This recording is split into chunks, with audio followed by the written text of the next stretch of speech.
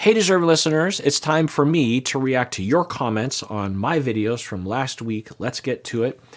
The first video, Love's Blind, Season 8, Number 23, Lauren Confronts Dave. It's that episode. Neum, which says, it triggered me so bad when Dave shifted all the blame to the women and complained about the girl drama.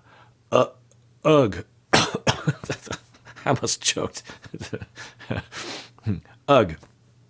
Yeah, I think a lot of people might agree with you. I think I did too. Next video, the Dave Lies video.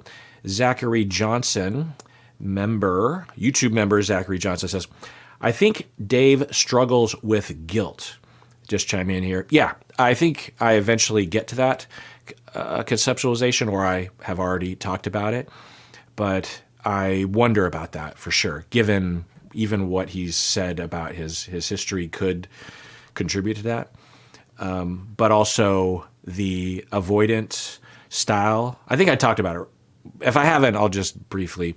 That when you are raised in a somewhat neglectful way, you will, as a child, attenuate your emotional reactivity and stop reaching out for attention.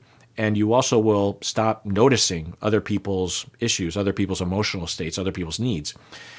And then you grow up in that scenario because you're trying to defend, and it becomes automatic, it becomes neurological, it's not a choice.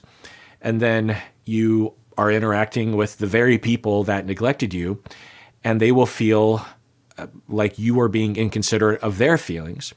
Because one, you are inconsiderate of other people's feelings, but because of what they did to you. And the individuals that were neglecting you, in all likelihood, grew up in families where they were being neglected. And so they're transferring on to the child, the teenager, maybe.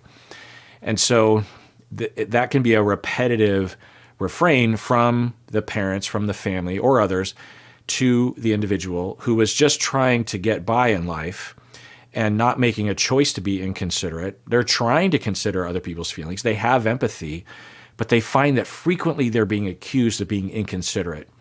And they start to develop a complex around that, and some guilt might develop from that, or at least some defensive about that, or avoidance of any possibility of being guilty of that, because you're just like, I've tried to not be inconsiderate and hurt other people's feelings, but I still end up doing it. I don't know what's wrong with me, or I don't know what's wrong with the situation, so I'm just going to avoid. And then you can get real weird when you get close to people because you might hurt someone, which you know you eventually will always do, and you feel anyway. So yeah, I think there are some signs that Dave, his odd behavior in the pods might be the result of the guilt of avoidant attachment. IMO R4L says, Dave says things he really doesn't mean because he wants to avoid conflict. He is a people pleaser. Well, IMO, I'm glad someone else saw it because it kind of looked that way. I don't know if that's the case, but it definitely looked that way.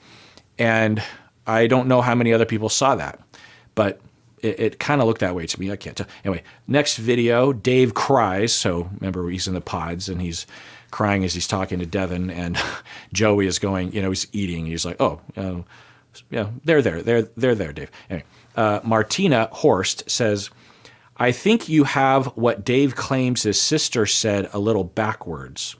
From my recollection, he said his sister thinks none of the girls on the show will be good enough for him, not the other way around. That completely changes the context. End of comment. Well, I don't know what I said in that video, but yeah, I do remember him saying that. So I'm guessing I said the opposite. I don't know.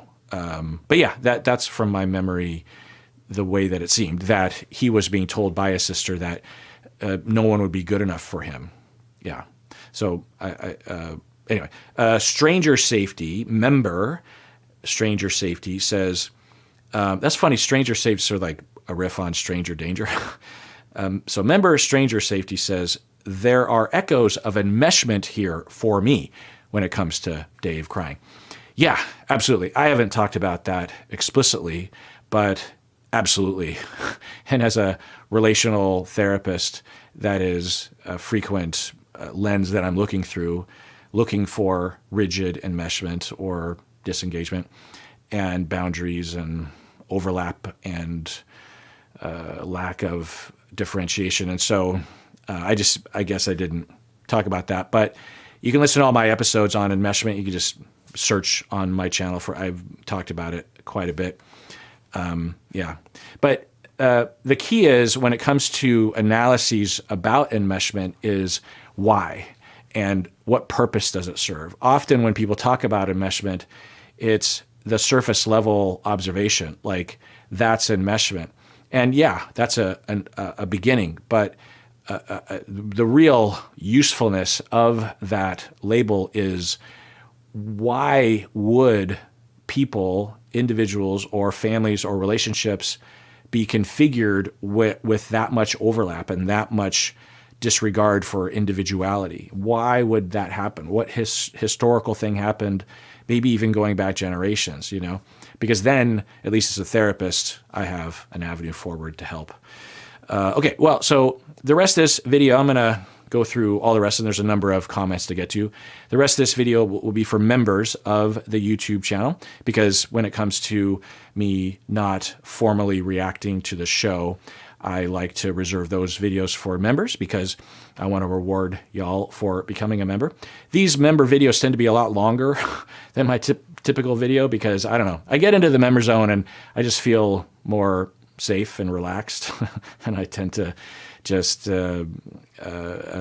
maybe not yammer more, but maybe yammer more, but also feel free to just be more myself because it's behind a bit of a paywall. Not a bit, but anyway. So if you want to see the rest of this video, become a member of this YouTube channel. Otherwise, please take care of yourself because you deserve it. You really, really do.